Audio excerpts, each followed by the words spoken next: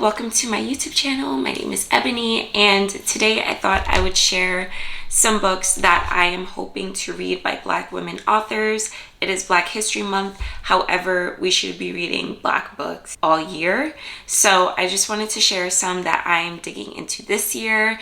And I just love reading Black women writers. As a Black woman writer myself, I feel as though I appreciate their outlook and perspective on life, on craft, on creativity, through the lens of like intersectionality and the many things that women go through, particularly Black women go through. With that said, let's get right into it. So I'm first going to begin with one of my favorite writers of all time, Toni Morrison. This is the source of self-regard, and this is like essays, speeches, meditations. I know that there are some essays on here on crafts from Toni Morrison. I've read so many Toni Morrison novels at this point compared to when I first received this. Sula, Beloved, The Bluest Eye, and Recitative. She still has so many more that I can read. But I feel as though now is a good time to read The Source of Self-Regard because I'm familiar with her work, her voice as a writer, the ways in which she explores Black womanhood and captures it in such interesting and nuanced ways.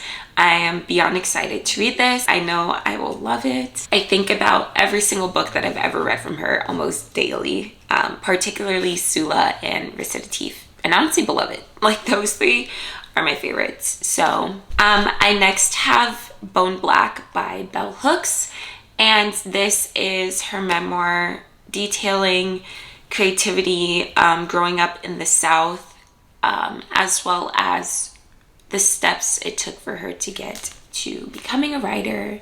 It says Bone Black shows the unfolding of female creativity and one strong-spirited child's journey toward becoming a writer.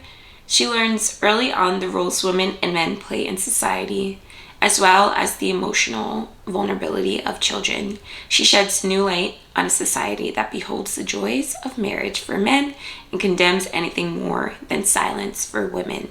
So very typical Bell Hooks, writing from the lens of Black feminism. So I'm beyond excited to read this. I also have All About Love by Bell Hooks that I have not read yet, but I think I'm going to start with Bone Black just because I have been on a kick lately about exploring girlhood and the many ways in which girlhood kind of shapes us and condemns us. So I feel as though I'll get that perspective from Bell Hooks's Bone Black. So I'll begin with the book that I started reading last year, and honestly it kind of just fell through the cracks for me. I've been struggling a little bit with vignette style writing, which is weird because it's usually my go-to. I think of Assembly by Natasha Brown, another amazing book written by a Black woman, but that is told in vignettes. I need to finish reading Francisco by Alison Newman. This is the equivalent of like the hot girl book for Black women. This centers a Black woman main character in the 70s in California as she's dating this filmmaker, and she kind of fluctuates between wanting to be a muse and then kind of taking ownership over her own desirability and her own creativity, and saying no to being a man's muse and kind of creating her own art. So it's really, really interesting so far, and it has such a strong voice. It's written very intentionally, and you can see that the character's voice and perspective and kind of this fluctuation, her inner monologue, is expressed through her relationship with not only this man, this filmmaker, but as well as kind of the culture at the time. This features like the Black arts movement, and just a little excerpt. It says Francisco is driven by its author's vernacular wit and the narrator's effort to love an alive life.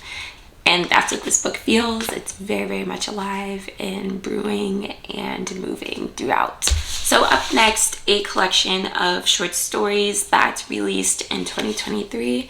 This is Holler by Latoya Watkins. And Latoya Watkins kind of blew up to critical acclaim because she wrote her novel Perish. I have not read that either, but this collection of short stories, it says, peers deeply into the lives of women and men experiencing intimate and magnificent reckonings, exploring how race, power, and inequality map onto the individual and demonstrating the mythic proportions of everyday life.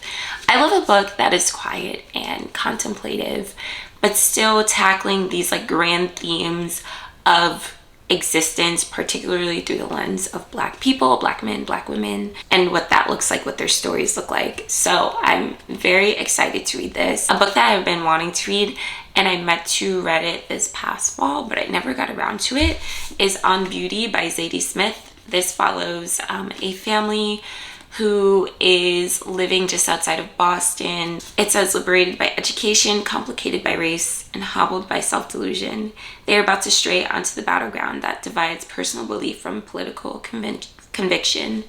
On Beauty is Zadie Smith's brilliant, hilarious send-up of the culture wars that define our age. So I'm excited for this. I have also been on a kick of reading about beauty, and once again, kind of that like intersectionality of women, race, class, beauty, patriarchy, and how it affects Black people particularly.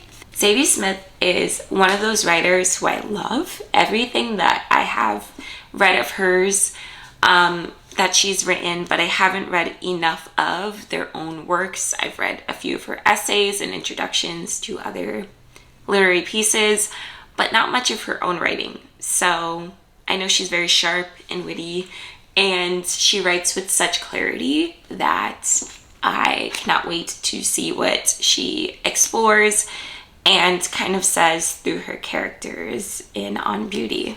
A book that I've had forever from one of the most like esteemed and popular Black women writers is I Know Why the Caged Bird Sings by Maya Angelou, and I have not read this just for the sole purpose of I know it's a very, very heavy memoir.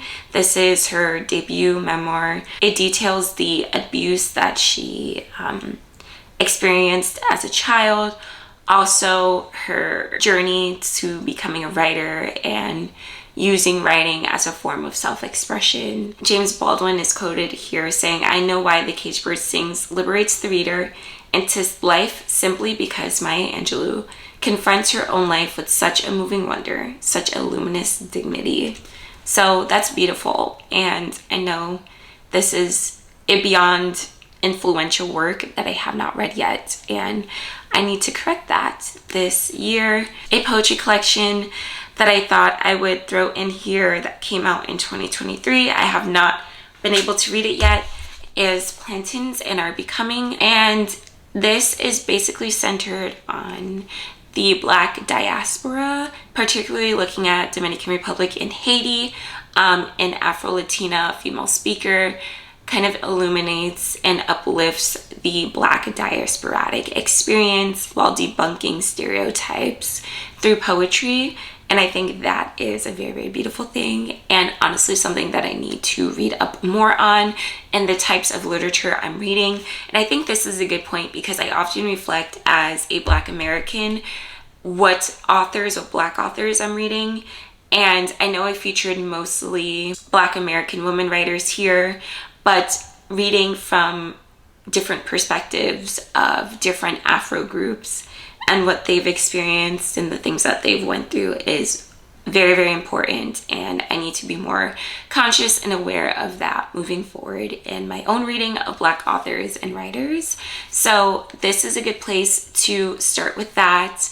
And if you would like a little snippet, it says, "This examines the legacies of colonialism and racism, but never shies away from highlighting the beauty and joy that comes from celebrating who you are and where you come from." So I love this. Lineage, ancestry, colonialism, deconstructing all of that and what it means for the diaspora. So check it out.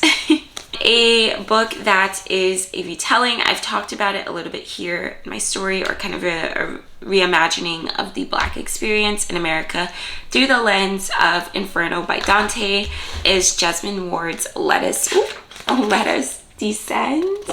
And I've had this book for a minute. So many people sing their praises to Jesmyn Ward, like Men We Reaped, Sing Unburied Sing. I have not read anything from this author, but I am beyond excited to get into it. I've been in a bit of a reading slump, so I'm behind on the books that I would like to read, but this is for sure included in it. Love allusions and references to other works in literature and kind of reimagining those works to highlight and amplify a different experience, maybe drawing connections between those experiences. So I'm excited to see what this is and how the narration is. And last but certainly not least, this is Nicola Yoon's first adult novel, and the title is One of Our Kind. So this comes out in June of this year, and it says, when Jesmyn and King Williams moved their family to the planned Black utopia of Liberty, California, they hope to find a community of like-minded people, a place where their growing family can thrive. King settles in at once, embracing the Liberty ethos, including the Lux Wellness Center at the top of the hill, which proves to be the heart of the community. But Jesmyn struggles to find her place. She expected to find liberals and social justice activists striving for racial equality, but Liberty residents seem more focused on booking spa treatments and ignoring the world's troubles. So I'm excited. It sounds super good. I love a utopia. I love a like Truman Show or Don't Worry Darling kind of plot line where people are ignoring the real world problems, and that sounds perfect. I know this also sounds, now that I'm thinking about it, in the same vein of Parable of the Sower by Octavia E. Butler, which I have also not read yet. I feel so behind. Someone is like, you need to get on your Zoom right now. Like, how have you not read any of these authors yet, or like these books yet? And I'm trying, okay? I'm trying. But yeah, I'm so excited for this. Comes out in June. I really look forward to sharing that with you guys as I read, but here are the books. Thank you so much. Thank you so much for watching. Make sure you stick around, subscribe. I will be posting more reading vlogs this year, updating you with my thoughts in the moment as I'm reading, as well as sharing other bits and pieces of my life. Shout out to Black women writers, shout out to Black authors in general. And also, I know that this list is very lacking in terms of gender diversity. I think mostly cis Black women are featured here, which I need to expand on. Please be sure to subscribe to this channel and like the video. I will be posting reading diaries / vlogs moving forward, so I'm really excited to share my more intricate and personal thoughts once I'm reading. And thank you so much for being here. Happy Black History Month, but it's Black history all year, every day, and I look forward to seeing you in the next video. Bye.